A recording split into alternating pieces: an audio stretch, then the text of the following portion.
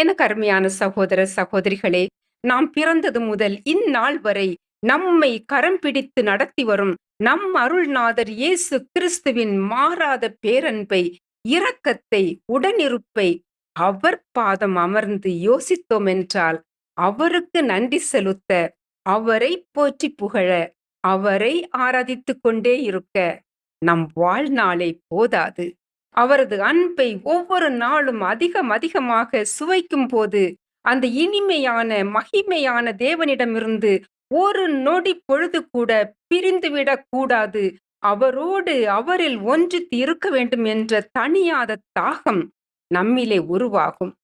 நம்முடைய சுயநலத்திற்காக, நாம் நினைப்பது நடக்க வேண்டும் என்பதற்காக, நாம் உயர்த்தப்பட வேண்டும் என்பதற்காக எத்தனையோ பேரை ஒவ்வொரு நாளும் பொய்யாக புகழ்ந்து கொண்டே இருக்கிறோம்.